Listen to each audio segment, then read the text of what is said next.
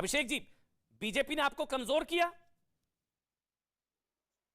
देखिए, ये बात तो पूरे बिहार की जनता जानती है कि हमारी पार्टी के खिलाफ 2020 के विधानसभा के चुनाव में षड्यंत्र हुआ। चिराग मॉडल की स्थापना की गई ताकि हमारी पार्टी के उम्मीदवारों के खिलाफ उम्मीदवार दिए जा सके।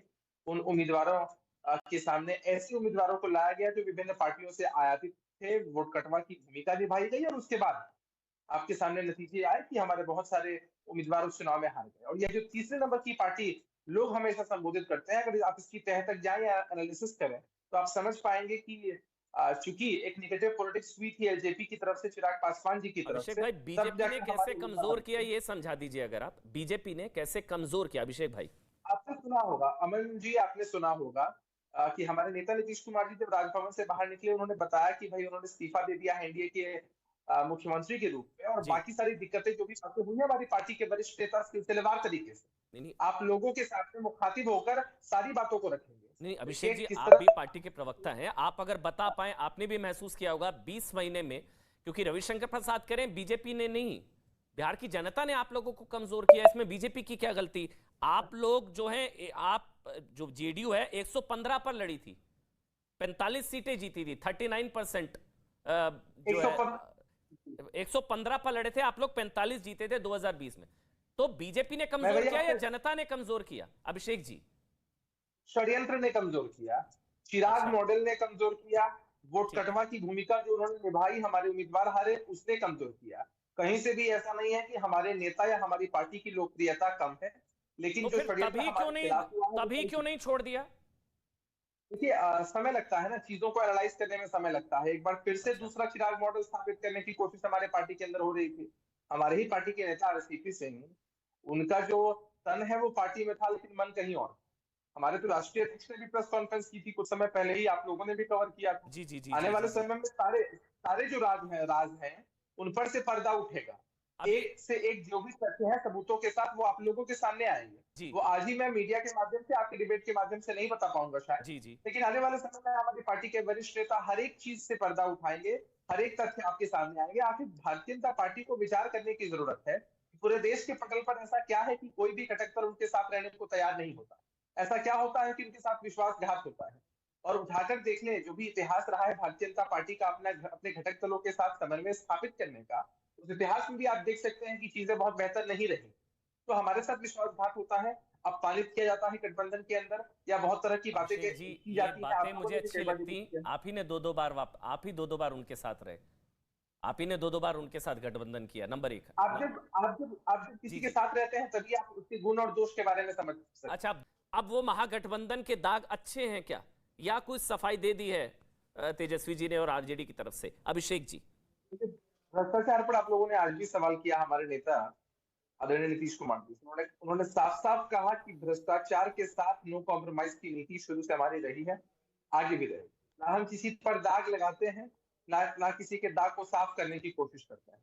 इन्हीं पर भी दाग लगता है तो जांच एजेंसियां उन चीजों को देखती हैं, न्यायालय फैसला सुनाता है, उनमें हम लोगों का कहीं कोई रोल नहीं होता।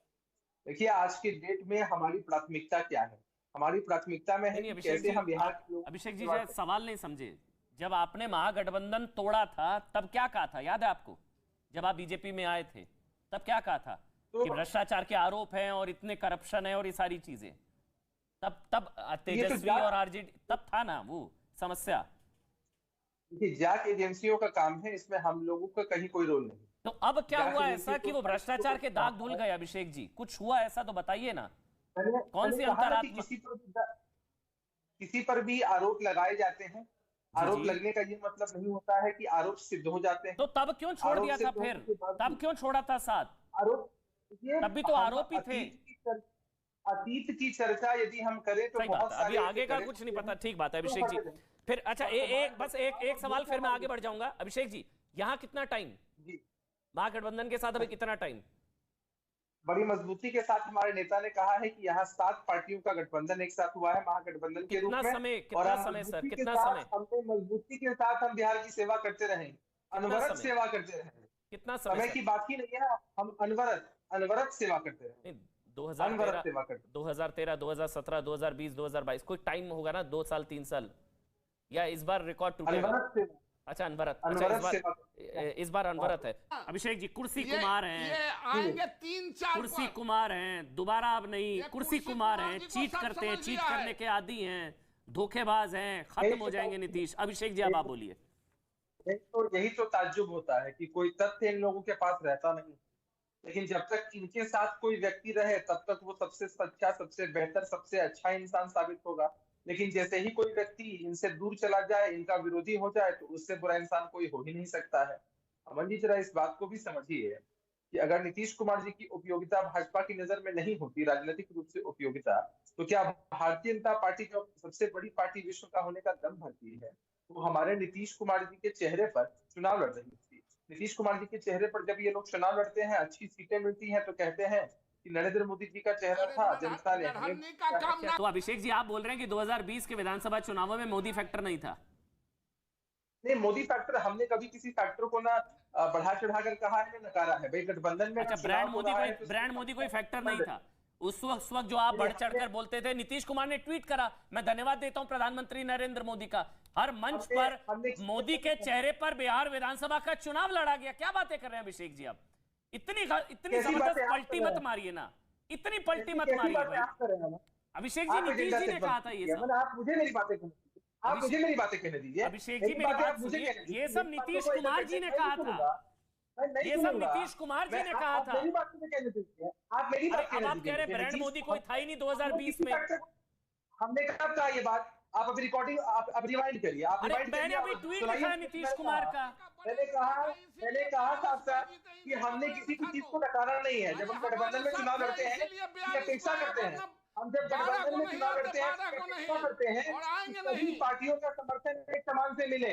हमने कभी किसी के इम्पोर्टेंस को दरकिनार नहीं किया है। आपको लगता है कि अभिषेक जी, मैं सीधा सवाल पूछता हूं आपसे, अभिषेक जी मैं सीधा सवाल आपसे पूछता हूं कि आपको यह लगता है कि 2020 में बिना ब्रांड मोदी के, बिना बीजेपी के गठबंधन के अकेले चुनाव लड़ते तो आपको 45 से ज्यादा सीटें मिल जाती? हमने साफ तौर पर 45 भी नहीं मिलती। गठबंधन में चुनाव लड़ते हैं, 22 साल के इतिहास में बिना गठबंधन के एक चुनाव अगर जीते नीतीश जी तो मुझे बताइए। आप मुझे बोलने देंगे? जी बोलिए अभिषेक जी, बोलिए अभिषेक जी। मैं आपको डिबेट बुलाया, बोलिए अभिषेक जब हम गठबंधन में हैं, लंगड़ा घोड़ा की तरह इनको ठेंगुड़ा चाहिए। सब काम कर सकते हैं, ये अकेले चुनाव नहीं लड़ सकते, इनको वोट नहीं है, ये इनको लाठी के सहारा चाहिए। 440 वोट का झटका दिया है बीजेपी को, वो थोड़ा परेशान हो भाई, बीजेपी के लिए जरूरी है। अभिषेक जी आप बोलिए, अभिषेक जी आप बोलिए, अभिषेक जी। जब हम गठबंधन में चुनाव लड़ते हैं, सभी घटक दलों का इंपॉर्टेंस होता है, घटक दलों के सभी नेताओं का इंपॉर्टेंस होता है। हमें आपत्ति इस बात से होती है कि जब ये लोग कहते हैं कि मोदी जी के नाम पर ही चुनाव लड़ा गया, तो हमें आपत्ति इस बात से होती है। हमने कभी किसी के इंपॉर्टेंस को दरकिनार नहीं किया, हमने कभी ना ब्रांड मोदी को नकारा, ना कुछ भी किया। नीतीश कुमार जी ने सारी बातें आपके सामने कर दी। चुनाव में मोदी गाते रहते हैं, चुनाव के बाद आपत्ति होता है। चुनाव में ही बोल देते अभिषेक जी, अरे तो चुनाव में ही बोल देते कि नहीं हम अपने ब्रांड वैल्यू पर लड़ रहे हैं। 2020 के चुनाव में बोल देते, क्या दिक्कत थी? आज आप ये बात कह रहे हैं कि नहीं हमें दिक्कत हुई। अभिषेक जी को बोलने देते हैं, 20 महीने आपको ऐसे नहीं हुई। ठीक बात है, अभिषेक जी को बोलने देते हैं। विनर तो अभिषेक जी है ना भाई, चाहे पलटी मार के किस प्रकार के शब्दों का आप उल्लेख कर रहे हैं? उपयोगिता नहीं थी विशाल जी, ऐसे नहीं तो 2020 के चुनाव में बोल देते। टर्न पर बोलिए ना, टर्न पर बोलिए। अरे अमन जी 2020 के चुनाव में बोल देते, एक मिनट क्या दिक्कत थी? आज ये बात कह रहे हैं कि नहीं? अभिषेक ब्रांड मोदी था ही नहीं। अभिषेक जी आप बोलिए, ब्रांड मोदी था ही नहीं 2020 में। जी जी, आप जिक्र कर रहे हैं अमन की नीतीश कुमार जी ने धन्यवाद दिया प्रधानमंत्री जी को, तो क्या प्रधानमंत्री जी ने हमेशा इस बात को नहीं कहा कि नीतीश कुमार जी एनडीए के चेहरा है? क्या बीजेपी के नजर में नीतीश कुमार जी के चेहरे की कोई उपयोगिता ही नहीं थी? राजनीति में कोई चीज फ्री में नहीं मिलती है और कोई चीज कृपा पर नहीं मिलती है, आदमी उसे अर्न करता है। उस वक्त बीजेपी की नजर में नीतीश कुमार जी का इंपॉर्टेंस था, तो उनको चेहरा बनाया सीएम का। और अब जब हम गठबंधन में बीजेपी ने अपने एनडीए गठबंधन धर्म का पालन किया तो मिश्रा जी ऐसे मत बोलिए बीच में। विशाल जी नहीं ऐसे शांत नहीं, ऐसे नहीं, एक एक करके प्लीज। मैं पूछूंगा सवाल, प्लीज आराम से। अभिषेक कंप्लीट करिए, बोलिए अब अभिषेक। तो हाँ, तो आप इस तरह से दरकिनार नहीं कर सकते। हमने किसी के भी इंपॉर्टेंस को कभी दरकिनार नहीं किया है। बीजेपी के लोगों की मंशा साफ होती है कि अगर उनके साथ कोई रहे तो दूध का धुला है, सबसे बेहतर, सबसे अच्छा इंसान है। लेकिन अगर कोई उनके साथ नहीं रहता है किसी का, अरे भारतीय जनता पार्टी को साफ करना चाहिए। उन लोगों को तो अपनी सच्चाई मालूम है ना, किस तरह का षड्यंत्र उन लोगों ने किया है, किस तरह का विश्वासघात उन लोगों ने किया है। साथ रहकर गठबंधन दल का पालन नहीं किया 2020 के चुनाव में। मैं आपसे सवाल लूंगा, अब मैं आपसे सवाल लूंगा अभिषेक जी, ठीक है। आपने कहा नीतीश के चेहरे पर चुनाव लड़ा गया, ब्रांड मोदी का उतना बड़ा नहीं था लेकिन उतना बड़ा नहीं था, ठीक है ना, उनका भी था और नीतीश जी का भी था। अगर नीतीश जी, हाँ बिल्कुल दरकिनार नहीं किया। मेरा एक सवाल है आपसे, अगर नीतीश जी के चेहरे पर ही चुनाव लड़ा गया तो तीसरे नंबर की पार्टी नीतीश की पार्टी बन गई थी, फिर कैसे ये कैसे हो गया? मैं वही कह रहा हूँ ना, मैं वही बता रहा हूँ आपको, लोकप्रियता से मत आकिए उसको, एक सीटों से आकूंगा ना। तीसरे नंबर की पार्टी बनी 45 सीटों के साथ, मैं वही आ रहा हूँ ना। ब्रांड मोदी की वजह, चुनाव को कवर किया है आपने, चुनाव को कवर किया है सर। चिराग पासवान जी ने बीजेपी के कैंडिडेट्स को आयातित किया, बीजेपी के कैंडिडेट्स को अपने साथ आयातित किया, उनको टिकट दिया, वोट कटवा के। वो आपत्ति आपकी हो सकती है, लेकिन आप ये नकार देंगे ब्रांड मोदी नहीं था आपका पक्ष। क्या पीएम मटेरियल है नीतीश कुमार? अभिषेक जी, नीतीश कुमार जी ने जितना लंबा अपना राजनीतिक और सार्वजनिक जीवन जिस सादगी के साथ जिया है, उनके पास प्रधानमंत्री बनने के सभी गुण मौजूद जी। यह बात हमारी पार्टी के वरिष्ठ नेताओं ने कई बार कही जी। लेकिन नीतीश कुमार जी ने हमेशा वोटरों की चिंता की है, वोटों की चिंता कभी नहीं की है। तो नीतीश कुमार जी में कैपेबिलिटी कूट-कूट कर भरी हुई है और यह बात हमेशा साबित हुई है। कितनी सीटें बिहार में आपकी? बिहार में कितनी सीटें, कितने सांसद हैं? अकेले लड़े थे, 2 सीटें आई थी शायद, मैं गलत नहीं हूं तो।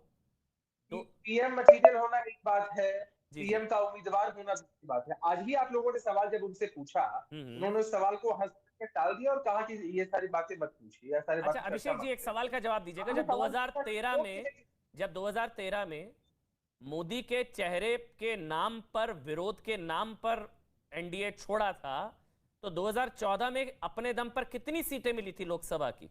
वो क्योंकि वो पीएम मटेरियल, इसलिए सवाल पूछ रहा हूं, कितनी सीटें मिली थी? बस नंबर बताइएगा, मैं आगे बढ़ूंगा। मैं अमन जी, हार और जीत चुनाव में लगी रहती है। कितनी सीटें मिली थी भाई? मैं वो नहीं पूछ रहा हूँ, कितनी मिली थी, कितनी? अगर हम सुन लीजिए ना, आप कितनी सीटें मिली पर आना चाहते हैं तो 2 भारतीय जनता पार्टी कभी 2 के आंकड़े पर। अच्छा, 2 सीटें मिली पार्टी कभी 2 के आंकड़े पर, ठीक है, 2 के आंकड़े पर भारतीय जनता पार्टी भी रही है। जिसका क्या मतलब है कि कोई ये सोच ले कि अगर वो 2 के आंकड़े पर है तो कभी बढ़ नहीं सकता है।